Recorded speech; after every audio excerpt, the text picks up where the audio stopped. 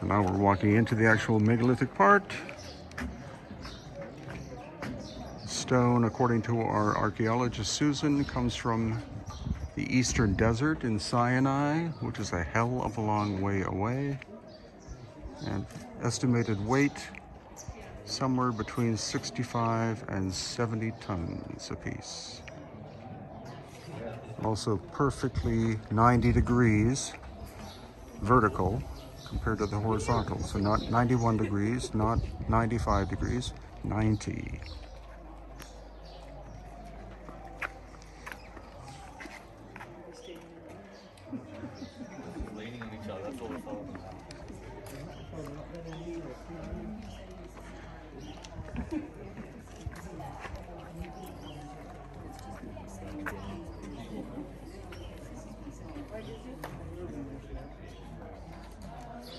So now we're moving into the megalithic part of the osirion.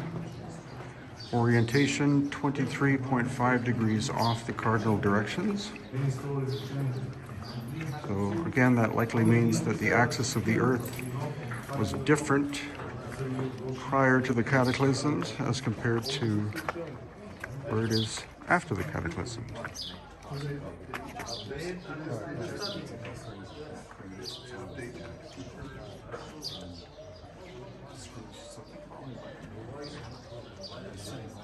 Saw mark.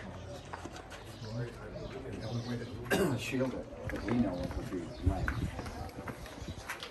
Oh, right. So what are you going to do? That's going to add a ton of weight.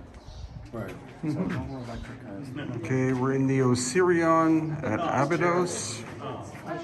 And this tunnel was built during Greco-Roman times, and then we'll transition into dynastic, and then we'll transition into megalithic pre-dynastic. So this tunnel is actually perfectly aligned to the cardinal directions, north, south, east, and west. But when we get into the side area up ahead, then that is off by 23.5 degrees, which means that it was likely constructed before the time of the ancient cataclysms, so between 12,800 and 11,600 years ago, because it's quite likely that the axis of the Earth changed between 12,800 and 11,600 years ago due to the massive melting of the northern ice sheet, converting ice into water very rapidly.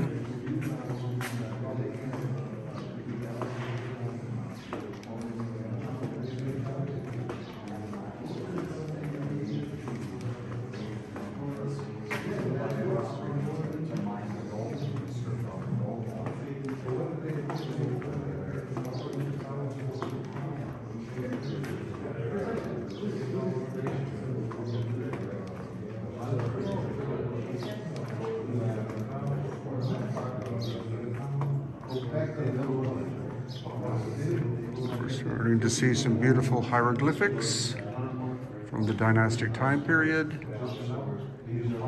Entertainment, gladiator show. As I said, back there is probably from the Greco-Roman time, so that's after the end of the dynastic age and therefore the end of depictions in hieroglyphics. You see beautiful depictions of boats.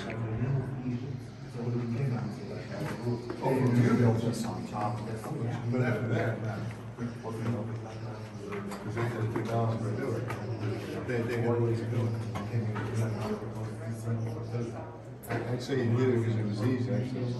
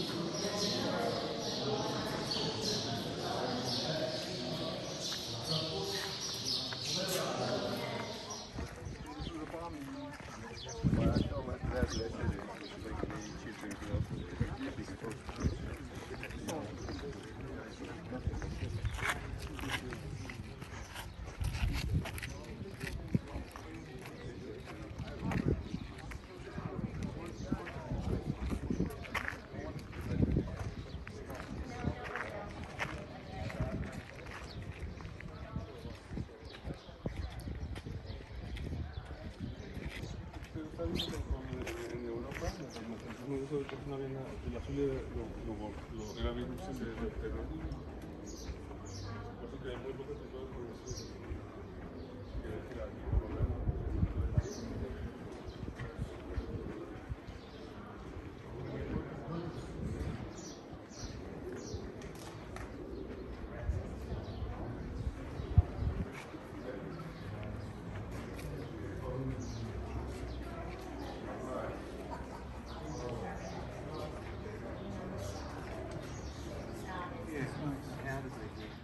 And this gate too that's been rebuilt, you can see that a force in the ancient past came and literally blew it apart.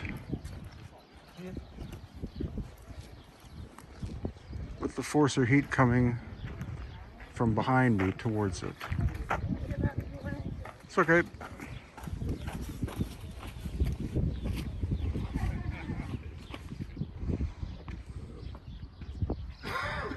What's left of a 1,000-ton sculpture in granite here at the Ramesseum near Luxor. He was a seated figure, and originally this statue was one piece of granite, likely from the Aswan quarry, which is in the very southern part of Egypt.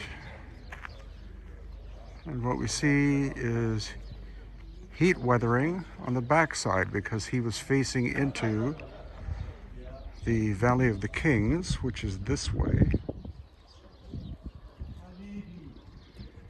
And so the heat blast came from the east and struck him on the backside and basically cooked the surface of the stone.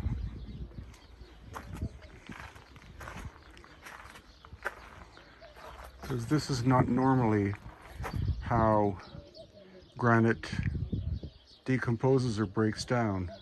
You can see that the stone is coming off in sheets, more like a sedimentary stone than an igneous stone. So that is evidence that he was hit, like at the Colossi of Memnon, by an enormous blast of heat.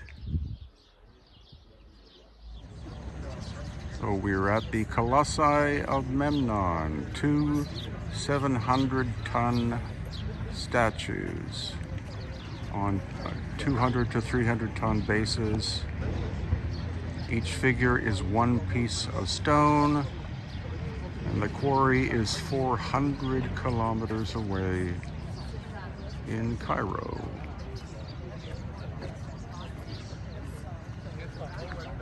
And this massive sculpture, also located at Luxor, you can see the cartouche,